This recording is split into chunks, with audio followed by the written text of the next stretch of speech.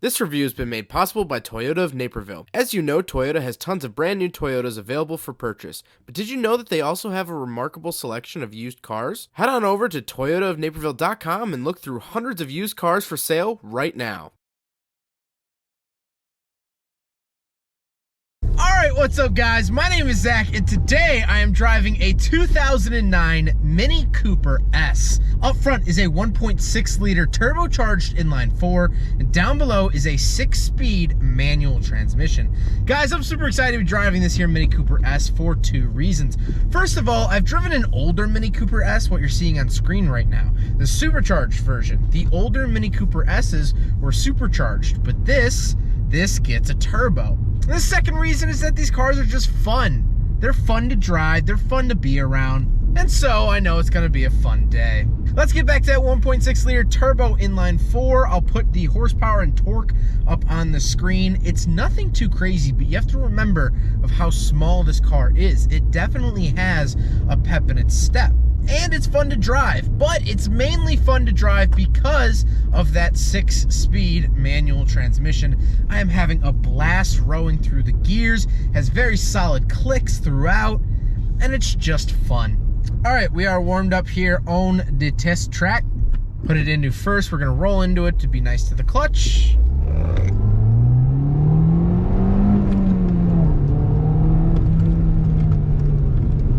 Not bad. It's definitely fun. It's a fun amount of speed. Is this going to blow the doors off of a brand new GTR? No, it's not. But that's not why you buy a Mini Cooper. You buy a Mini Cooper because they're little, they're fun, they're sporty, and they're decently practical. So in that regard, it's great. Last but not least, the Mini Cooper S is front wheel drive. So with the drivetrain out of the way, let's talk about the interior. Well, in front of me, I just have my tachometer, outside temperature, and odometer. I like this, however, I'm sort of an awkward height where the top of the tachometer is sort of hidden by the steering wheel. So it feels a little bit jumbled up here, but we do have other gauges that we'll talk about later. On the steering wheel, on the left, I have my volume and skip track options, phone options, and on the right, I have my cruise control. Now, the steering wheel has this wooden outer trim that I sort of like, but it's also sort of really slick. If I could sum up this car to a word, I think it would be slippery.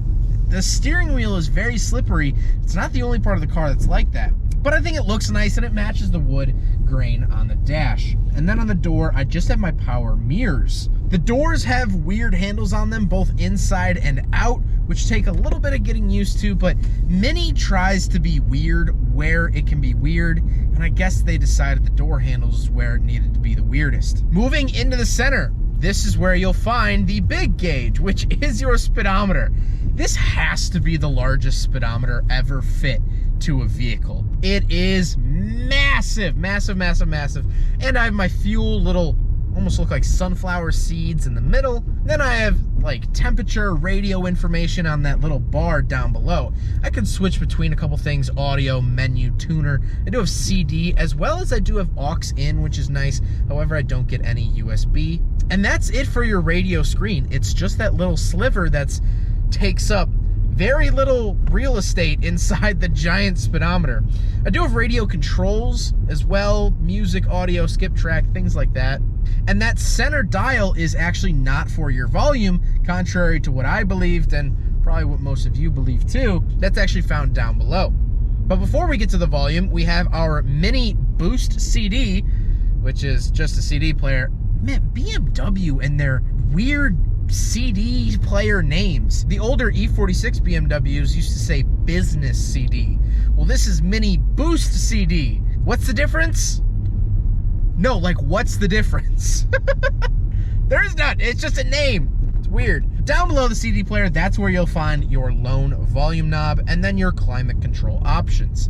Now, the fan speed and heat are these dials on either side of the climate controls, and I absolutely hate them. They're hard to spin, they were hard to find, and it's just unnecessary for them to be so weird.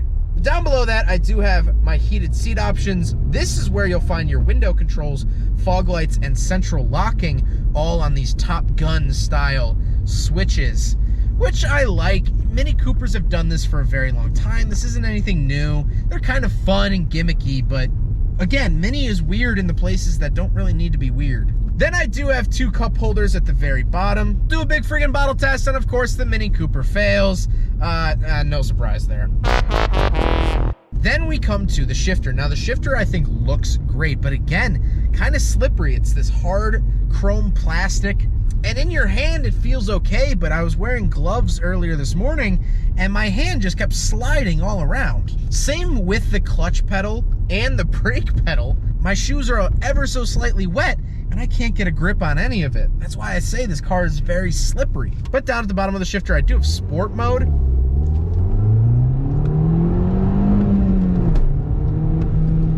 It made it feel a little bit peppier. It's really just throttle response control. It feels fine. Sure, it's fine. Then at the bottom of the center console, I have my parking brake.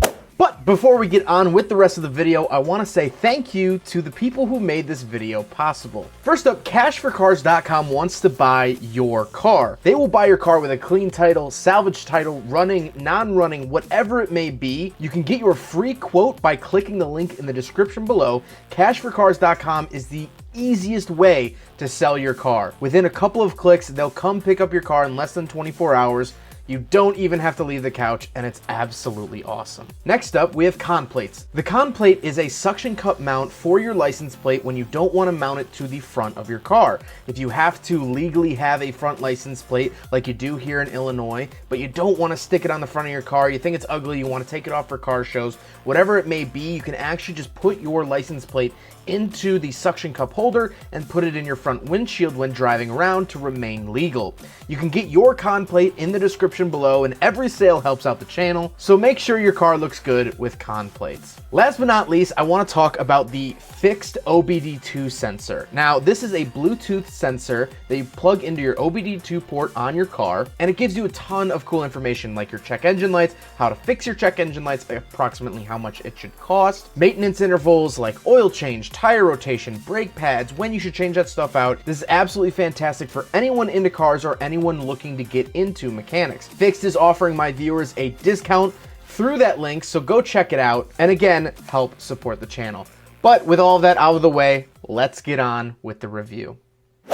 Now we gotta talk about the seats. The seats are decently comfortable. They're finished in cloth, but they are black checkered cloth, which many wanted to point out that it's black checkered cloth as sort of a throwback, but really, they're okay. I mean, I'm fitting in them fine. Like I said, they're heated, so I am pleasantly enjoying that to the point where I actually had to knock it down to number 2 because it was getting actually uncomfortably warm on its highest setting. But speaking of seats, we do have back seats, so we'll do a back seat review.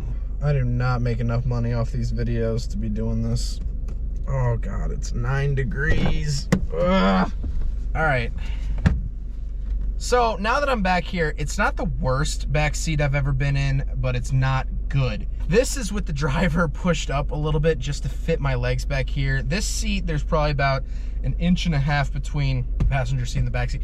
You can fit someone in here if the passenger moves up and someone sits back here, but the later gen, like I drove a 2019 Mini Cooper S, way better back seat than this. It'll work if you need it to, but don't rely on these back seats. Not that you would. I would assume that you have a brain floating around in that big head, so use it and drive something else or get something else if you need back seats.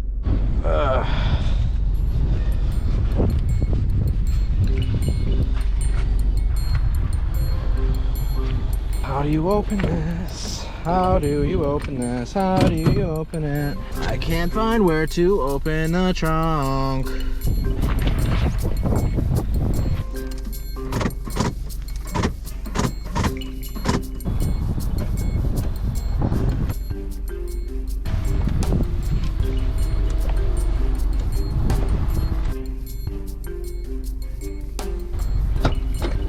Oh my God. All right, so what you just saw was a time lapse. There's a button under there that was so hard to push. I thought I didn't know how to open it. Now that we're back here, here are the floor mats. These fold down. Not really much of a trunk, but if you don't use the back seats, I'd recommend leaving them down all the time. Then you actually have some room. It's freezing cold. This trunk is pissing me off. There, done. Now we gotta talk about the looks. I love the look of this Mini Cooper. I think it's so undeniably a Mini. And while yes, the looks of the Mini Cooper haven't really changed much since like 2002, even today in 2021, they're very recognizable. I think it's kind of a timeless design. It's easily identifiable as a Mini Cooper. It looks like a Mini Cooper. It's shaped like one. So I love the look of it. It is finished in a British racing green, which you gotta love. Now let's talk about the Mini Cooper S as a whole. Well, like I said, it's slippery. I think the interior design and the build quality isn't really up to what I would want. I would actually want this car to be a lot more basic than it is. It's trying to wow me with the wood on the steering wheel and wood on the dashboard and gloss black here, chrome plastic here, and I don't really want that in my Mini Cooper. I want a simple little hot hatch like they originally were when they were made by Austin. And it drives like a hot hatch. It drives exactly how I want. It's fun, it's engaging. I'm having an absolute blast rowing through the gears, hearing the little turbo. All of that is great. But I could just do without all this flashiness in here, all this slipperiness. If I were to buy one of these, I would put skateboard grip tape on the clutch and brake pedal. I'd switch out the shift knob to something leather or suede so I can grip it a little bit better. I'd probably switch out the steering wheel again to something fully leather or suede. Because I think this really is a fun car to drive. It's just wearing too much jewelry. And sometimes jewelry gets in the way. That's what happens. You live and you learn.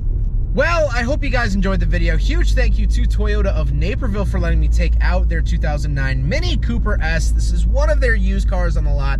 They have hundreds of used cars on the lot at all times, not only Mini Cooper S's, not only Toyota products, but they have tons of Audis and Volkswagens and Chevys and Fords and anything you could think of, they've had it or currently have it on their lot. So if you're looking for a new car, please go check out Toyota of Naperville. Their information is up on the screen as well as linked in the description below. But I hope you guys enjoyed the video. Don't forget to rate the video, comment on the video, and subscribe if you really liked it. Take care, guys.